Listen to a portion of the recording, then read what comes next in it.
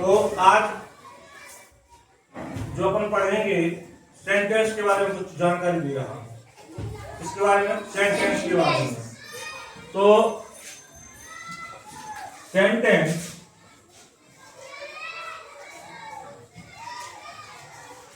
दो प्रकार से हो सकता है। किस प्रकार से हो सकता है? दो प्रकार से हो सकता है। एक होता है डूअर, क्या हो सकता है? डूअर। और एक होता है नॉन डूअर। क्या होता है? Non doer. अब डूअर क्या है और नॉन डूअर क्या है, इसके बारे में ही बता रहा हूं। एक होता है लिविंग, एक होता है नॉन लिविंग।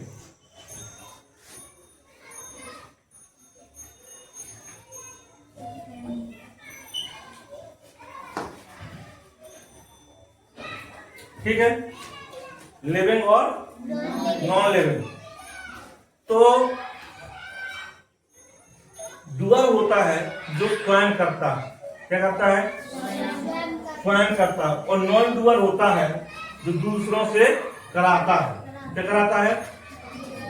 यहां जो इन लगा, वो जब अपन ING लगाते हैं तो ई को हटा करके ING लगा दिया जाता है, इसलिए यहां हमने ई नहीं लिखा है।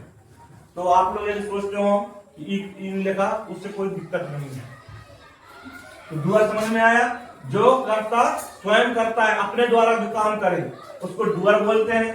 नॉन डूअर का मतलब होता है जिस कार्य को अपन दूसरों के सहायता से करवाएं उसको बोलते हैं नॉन डूअर।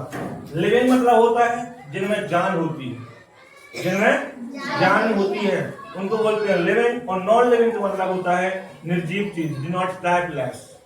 क्या? डू नॉट लाइफलेस, जिनमें जान नहीं होती उनको बोलते हैं non living.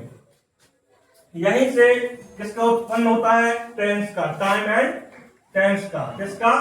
Time and tense का। अब ये टाइम एंड टेंस क्या चाहिए? टाइम एंड टेंस के लिए क्या चाहिए? इसके लिए चाहिए वर्ब। क्या चाहिए? वर्ब चाहिए। तो वर्ब के हमने 5 रूप बताए कि V1 होता है, V2 होता है, V3 होता है, V4 होता है और V5 होता है। इन्हीं V5 तक से लेकर के यहीं से उत्पन्न होता है आपका क्या प्रकट हो जाता है? Active voice. क्या हो जाता है? Active voice. क्या कहलाता है ये? Active voice. क्या कहलाता है? अर्थात मेरे कहने का मतलब ये हुआ कि जो अपन टेंस पढ़ते हैं, क्या पढ़ते हैं? टेंस पढ़ते हैं, वो सब किस में आते हैं? एक्टिव वॉइस में आते हैं। किस में आते हैं? एक्टिव वॉइस में। तो टेंस का ही मतलब होता है एक्टिव वॉइस। टेंस का मतलब क्या होता है? Active voice. एक्टिव वॉइस को ही टेंस बोला जाता है। ठीक है, क्योंकि आपने देखा होगा राम स्कूल जाता है, सिंपल प्रेजेंट का एफर्मेटिव का सेंटेंस है। तो अपन जब इसका एक्टिव वॉइस कैसे वॉइस बनाएंगे, तो हेल्प नंबर होती है, इसकी डू डज होती है, उसको कन्वर्ट किसमें किया जाता है? सिंपल प्रेजेंट टेंस में, सिंपल प्रेजेंट कंटीन्यूअस में। उसका हेल्प नंबर क्या हो जाती है? Is, are, am. अब मैं आप लोगों को एक वाक्य दे रहा हूं, आप लोगों को मैं एक वाक्य दे रहा हूं, सड़क बनती है या सब्जियां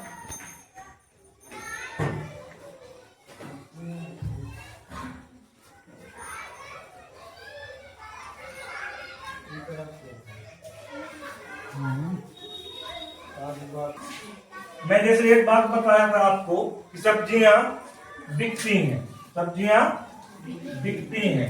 अधिकांश बच्चे क्या बना देंगे इसका? अगर मैं बोलूं कि इसको ट्रांसलेट करना है, क्या करना है? ट्रांसलेट करना है। तो अधिकांश बच्चे बना के दे देंगे। ये तो ताते की पढ़ेंगे। क्या पढ़ेंगे? कि जिस वाक्य के अंत में ताते आता है वो सिंपल प्रेजेंट टेंस का वाक्य कहलाता है। तो अगर आप लोग बनाओगे तो क्या बनाओगे? The vegetable sells. और ये बात क्या है? रॉन्ग है। क्या है? रॉन्ग है। आप प्रूफ के लिए आप अपने मोबाइल पर सर्च कर सकते हैं, तो ये रॉन्ग आएगा। इसका क्या है? क्योंकि ये टेंस नहीं। क्या नहीं है? ये टेंस नहीं है। क्यों नहीं है? शायद इसमें तो क्या नहीं है? ये नॉन लिविंग है। क्या है? क्या है? नॉन लिविंग है। तो क्या इसके साथ क्या होता है? इसके साथ हमेशा जो नॉन लिविंग होती हैं, नॉन डूअर होता है, ये एक्टिव नहीं कहलाता, ये टेंस नहीं कहलाता, ये कहलाता है पैसिव वॉइस। क्या कहलाता है? पैसिव वॉइस कहलाता है। क्या कहलाता है? और सर ने बताया था कि पैसिव वॉइस के लिए हमेशा भी का यूज किया जाता है। किसका यूज किया जाता है? भी का यूज किया जाता है। लेकिन इसमें तो वेजिटेबल सेल्स, तो ये गलत हो गया, इसलिए इसमें आएगा भी आएगा। और भी का एक नियम है। क्या है? जब भी आएगा वो उसके साथ अपने साथ हेल्पिंग वर्ब भी लेके आएगा।